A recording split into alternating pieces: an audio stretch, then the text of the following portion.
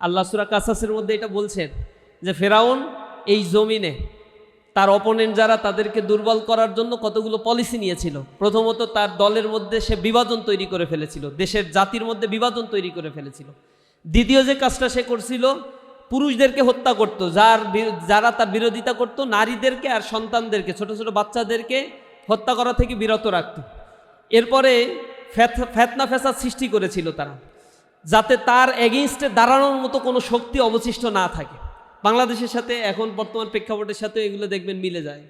এরপরে আল্লাহ রাব্বুল আলামিন বলছেন ওয়ানুরিদু আন্নামুন্না আলাল্লাযীনা ইসতুদঈফু ফিল আরদ, আর আমি চেয়েছিলাম যাদেরকে এই জমিনে দুর্বল করে রাখা হয়েছে তাদেরকে এই জমিনে ওয়ানাজআলাহুম আইম্মাতাও ওয়ানাজআলাহুমুল ওয়ারিসিন, এখানের আইম্মা নেতা বানাতে, আর তাদেরকে আমি ওয়ারিস উত্তরাধিকারী বানাতে চেয়েছিলাম। আর এটা হামান কারুনের জন্য যতই কষ্টের কারণ হোক না কেন, তারা অনেক কষ্ট করছে এদেরকে দুর্বল করে রাখার জন্য, ভাবছে শেষ হয়ে যাবে। তা আমাদের উপরে যে জুলুম নির্যাতন চালানো হয়েছে, আমরা বলি 2009 সালে আমি ছাত্র শিবিরের সদস্য শপথ গ্রহণ করি। তো এই সময়ে সংগঠনের যে গ্রোথ, যে অবস্থা আমি দেখেছি, আর আওয়ামী রিজিমের পরে এই জুলুম নির্যাতনের মধ্য দিয়ে আল্লাহ রাব্বুল আলামিন এই সংগঠনের গ্রোথ স্বাভাবিক অবস্থার চাইতেও কয়েক গুণ বেশি বাড়িয়ে দিয়েছে, যেটা এর আগে 35 বছরে আমরা পারি নাই। তার মানে আমাদের এই জমিনে যারা দুর্বল করতে চেয়েছে, আর আল্লাহ চাইছে আমাদের শক্তিশালী করতে। এমন শক্তিশালী করছে, ঢাকা বিশ্ববিদ্যালয়ের ইতিহাসে শতবর্ষী একটা বিশ্ববিদ্যালয়, 125 বছর প্রায় এর বয়স, 125 বছরের হিস্ট্রিতে ইসলামী ছাত্র শিবির এই 25 সালে জুলাই পরবর্তী অভ্যুত্থানে এই বিশ্ববিদ্যালয়ে ল্যান্ডস্লাইড ভিক্টরি আল্লাহ রাব্বুল আলামিন আমাদেরকে দান করেছেন। এটা তো শত বছরের ইতিহাসে একটা রিমার্কেবল একটা ঘটনা। এবং যেই ক্যাম্পাসে আমাদেরকে হত্যা করা ছিল, আমাদের নামে মানুষকে পিটাইলে তার কোনো বিচার হইতো না, মারার পরে এরপরে অর্ধমৃত অবস্থায় আমাদের ভাইদেরকে নিয়ে জেলখানায় দিলে আমাদের নামেই আবার অস্ত্র মামলা দেওয়া হতো। এমনভাবে আমাদেরকে দুর্বল করতে চেয়েছে। এবং এমন হয়েছে 14-15 সালের দিকে তো হল থেকে ধরে ধরে 100-র উপরে ভাই আমাদের ঢাকা বিশ্ববিদ্যালয়ে জেলখানায় ছিল। জাহাঙ্গীরনগর বিশ্ববিদ্যালয়ে শুধু ছাত্র শিবিরের সাথে সংশ্লিষ্টতা পেয়ে কামরুল ভাইকে পিটিয়ে পিটিয়ে হত্যা করছিল, তার বিচার হয় নাই। কামরুল ভাই শুধু ছাত্র শিবির করে এই কারণ। আল্লাহ রাব্বুল আলামিন সেই জমিনটা আমাদেরকে দিয়েছেন, আমাদেরকে সেখানে সম্মানিত করেছেন। আমরা বাংলাদেশকে গড়ে তুলব ইনশাআল্লাহ। এবং আপনাদের লায়াবিলিটি তো আছে, ঢাকায় বসে থাকলে তো আর স্বপ্ন পূরণ হয় না। এজন্য আপনারা যেটা করতে পারেন, এলাকায় তো যেতেই হবে যখন সুযোগ পান। এখন একটু ছুটি টুটি নিয়ে হইলেও বছরের অন্য ছুটি প্লাস মাইনাস করা, একটু অনুরোধ থাকলো এলাকা ভিত্তিক একটু মুভ করেন। খালি ওয়াজ নসিহত দিয়ে কোনো জমিন পরিবর্তন হয় না, জমিন পরিবর্তন হয় জমিনে থেকে। সুতরাং ওইখানে একটু যাওয়া দরকার। 2 ধরনের হেল্প প্রয়োজন, ফিজিক্যালি প্রয়োজন, ভোট কাস্টিং করা। আপনার আত্মীয় স্বজন যদি ফোন দেওয়া শুরু করেন তো 500-700 তো এমনিই পাওয়ার কথা আপনাদের। এইটা একটু রুটিন করে করে কনভিন্স করতে হবে, কই ভোট দেবা, কেন ভোট দিবা, এইটা কেন, ওইটা কেন, একটু তাকে সুন্দরভাবে বুঝান আগামীর বাংলাদেশের জন্য কোনটা আসলে বেটার হয়। প্রত্যেকে যদি এরকম একটা টার্গেট নেই যে 500 করে আমরা মোটামুটি ভোট কনভিন্স করে ফেলবো, আমাদের আত্মীয় স্বজন, বন্ধু বান্ধব, পাড়া প্রতিবেশী, ভাই বোন যা আছে যেখানে, তাদেরকে এখানে কনভিন্স করা দরকার আমার। এটা আমার ঢাকায় থাকলেও এই কাজটা করতে পারে। দ্বিতীয় হচ্ছে ক্যাম্পেইন করা। আমি যেহেতু 5 নম্বর কুমিল্লা 5 আসনের বাসিন্দা, আমার সাথে তো অনেক বন্ধু বান্ধবের ফ্রেন্ড লিস্টেই যোগাযোগ, তো 1000 মানুষ আমার সাথে আমাকে ফলো করছে, আমার ফ্রেন্ড লিস্টে আছে। আমি যদি প্রতিদিন একটা বিষয় নিয়ে লেখালেখি করি, একটু বিষয়গুলোকে কাউন্সিলিং করি, যত প্রচার হবে ততই প্রসার হবে। অনেক ভালো ভালো কন্টেন্ট তৈরি হচ্ছে জামাত ইসলামের, মোবারক ভাইয়ের অনেক কন্টেন্টগুলো তার পেজে দেখা যাচ্ছে। কি আপনারা পাঠাইলো আর বলবে ভাই একটু আপলোড দেন না, দেখেন না এগুলো একটু আপনারা দেন, ছড়াই দেন, এগুলো কেন বলবে?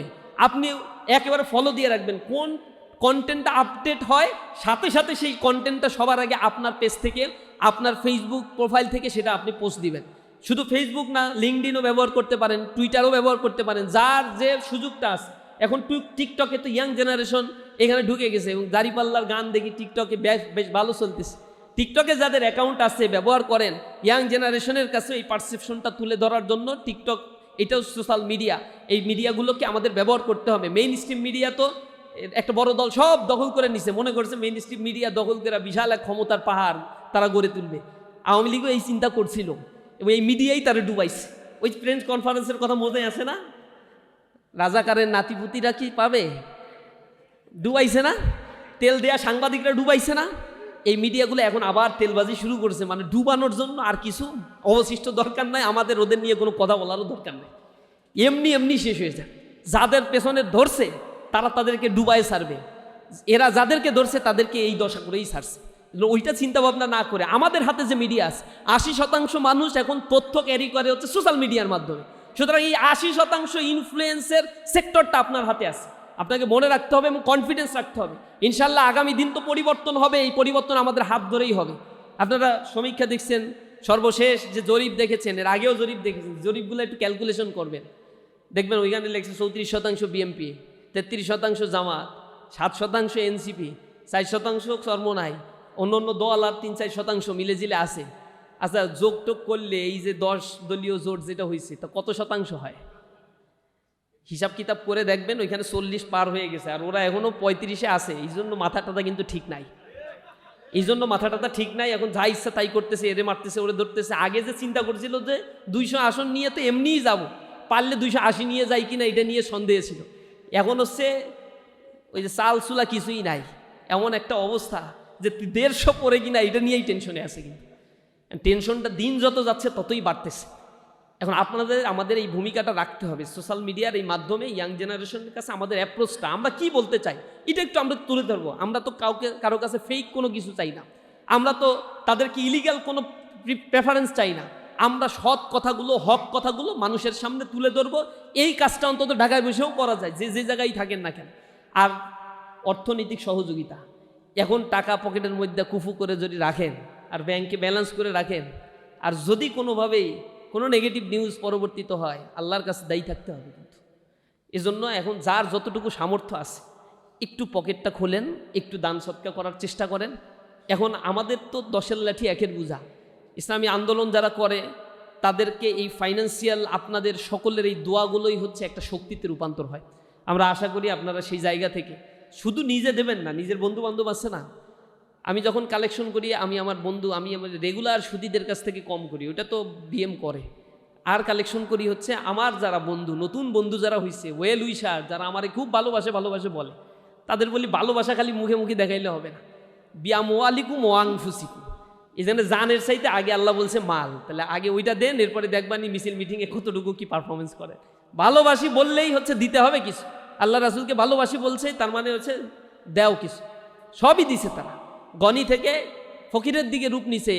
তার বন্ধু বান্ধব জিজ্ঞাসা করছে, বলছে যে আমি আল্লাহর সাথে ব্যবসা করছি, এবং সেই ব্যবসা তো আল্লাহ নিজেই কোরআনে সার্টিফাই করেছে, আল্লাহ আদুল্লুকুম আলা তিজার, তোমাদের একটা ব্যবসার কথা বলে দেবো না।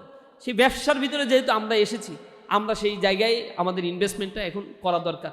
সহযোগিতা প্রত্যেকের জায়গা থেকে, নিজ নিজ জায়গা থেকে আমরা করব। একটা হচ্ছে ক্যাম্পেইন, নির্বাচনের দিন তো নিজ এলাকায় যেতেই হবে এবং আসনে দাঁড়ায় থাকতে হবে। জনগণকে এখন একটা কথা ক্লিয়ারভাবে বলবেন, ভোট দিয়ে ঘরে এসে ঘুমায় থাকলে কাজ হবে না। ভোট দেব, ভোট কেন্দ্রেই দাঁড়ায় থাকবো।